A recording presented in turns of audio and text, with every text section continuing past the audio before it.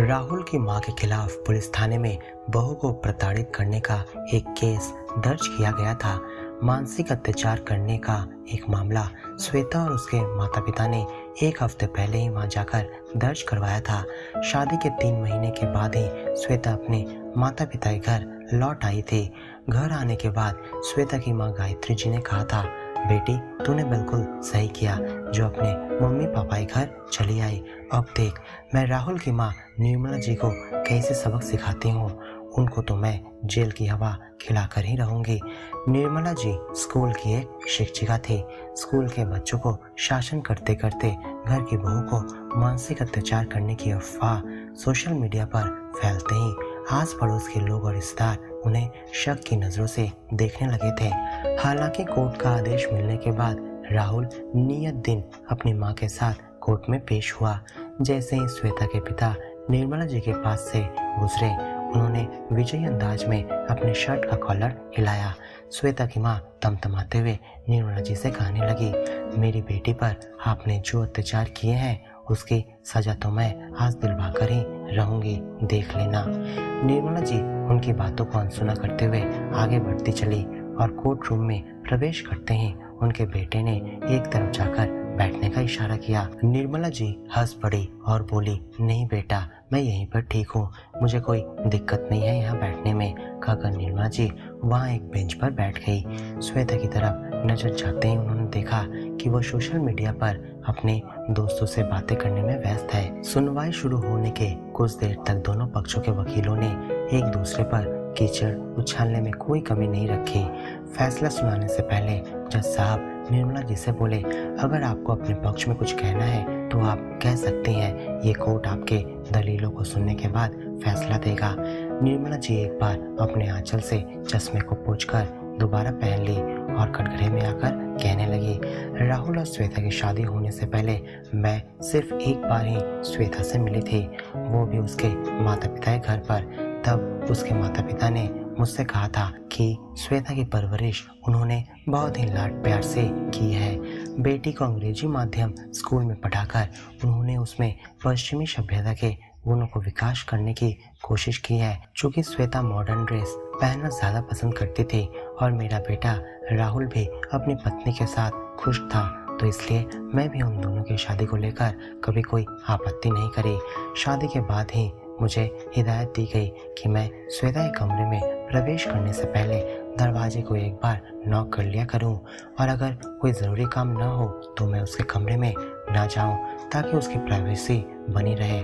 उस दिन मैं जल्दी में एकदम भूल गई और सीधे उसके कमरे में जाकर उससे पूछ बैठी कि बहू, आज रात के खाने में बिरयानी बना दूं या पनीर की सब्जी। श्वेता तब अपने दोस्तों से फ़ोन पर बात कर रही थी। बिना दरवाज़ा नॉक किए मेरे कमरे में अंदर चले आने से उसका गुस्सा तो 7वें आसमान पर पहुंच गया। वो तमतमाते हुए मुझसे बोली, मम्मी जी, आप नहीं जानती कि बहू के कमरे में आने से पहले दरवाज़ा खटखटाना होता है। आप बिना दरवाज़ा खटखटाए क्यों अंदर चली आई? मेरे पास तब कोई जवाब नहीं था, बस वहीं से वो मुझसे खिजी सी रहने लगी। एक दिन राहुल अपने ऑफिस के काम से कहीं बाहर गया हुआ था। मेरी तबीयत उस दिन कुछ ठीक नहीं लग रही थी। मैंने बहू से केवल यही कहा था कि मसाले मैंने तैयार कर दिए हैं, तुम बस खाना पकाकर तैयार कर दो। मम्मी जी, मैं इन सब मसालों से खाना नहीं पका सकती हूँ, श्वेता ने मुंह बिचकाकर जवाब दिया था। मैं भी तो इस घर में इन्हीं मसालों से खाना पकाती आई हूँ, तो तुम क्यों नहीं कर सकती? मेरे बस इतना कहते ही वह कमरे में जाकर दरवाज़ा बंद कर लेती है और उसे लगता है कि मैं उसको प्रताड़ित कर रही हूँ। उस दिन वो बाहर से खाना मंगाकर खा लेती है और मैं भूखी रह जाती हूँ। मेरी तबीयत और बिगड़ती चली जाती है। कुछ दिन बाद जब वो और राहुल बाहर घूमने जाते हैं तो उनका फ़ोन स्विच ऑफ आता है। मैं लगातार फ़ोन करती रहती हूँ, पर फ़ोन न लगने से मेरी टेंशन बढ़ती चली जाती है। जब वे घर लौटते हैं तब मैं दोनों पर चिल्ला उठती हूँ। माँ को एक फ़ोन करके बता नहीं सकती कि आने में देर होगी या कहीं ट्रैफिक जाम में फंस गई है?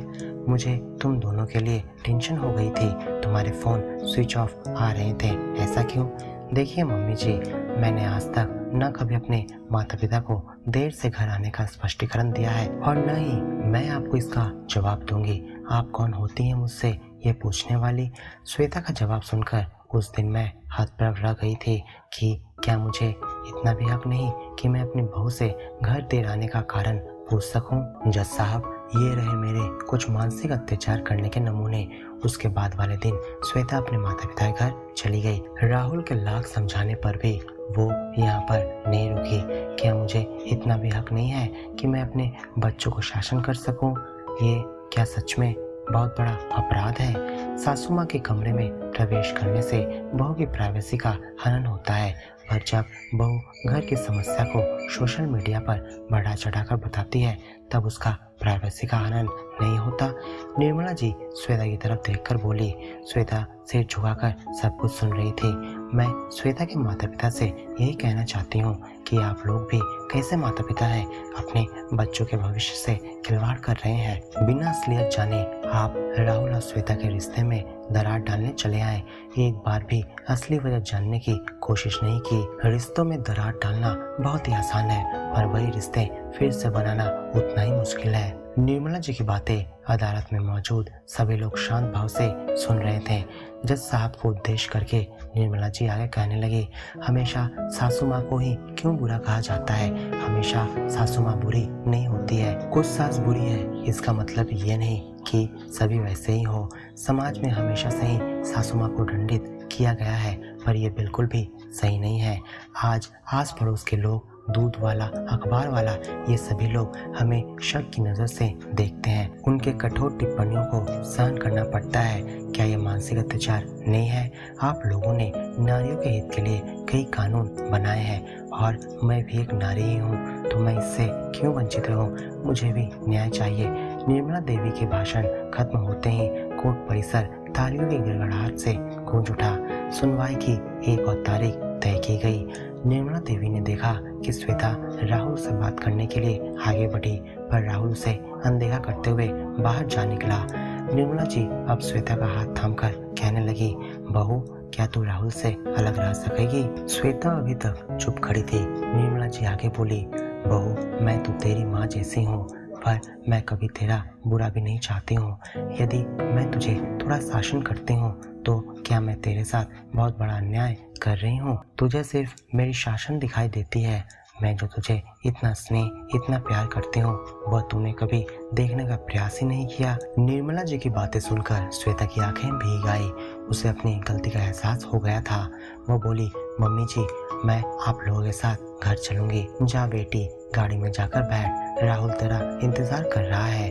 निर्मला जी ने मुस्कुराते हुए श्वेता से कहा। श्वेता के पिता ने उसे रोकने की कोशिश की, पर श्वेता की माँ कहने लगी, अब जाने भी दीजिए अपनी बेटी को, आज उसे मत रोकिए। हम अनजाने में एक बहुत बड़ी गलती करने जा रहे थे। निर्मला जी सामने आकर श्वेता की माँ से कहती है, बच्चों से तो गलतियाँ हो ही जाती है, पर यह हमारी जिम्मेदारी है कि उनकी गलतियों को सही समय पर सुधार दें, नहीं तो आपसी रिश्तों में दरार आ जाती है। इतना कहकर निर्मला जी अपनी कार की तरफ आगे बढ़ गई। तो दोस्तों, क्या आपकी कहानी अच्छी लगी तो इस वीडियो को लाइक और अपने दोस्तों के साथ शेयर जरूर करें, और ऐसे नई स्टोरी सुनने के लिए हमारे चैनल को सब्सक्राइब करना बिल्कुल ना भूलें। आपको कौन सी प्रकार की कहानी पसंद है हमें कमेंट में लिखकर जरूर बताएं।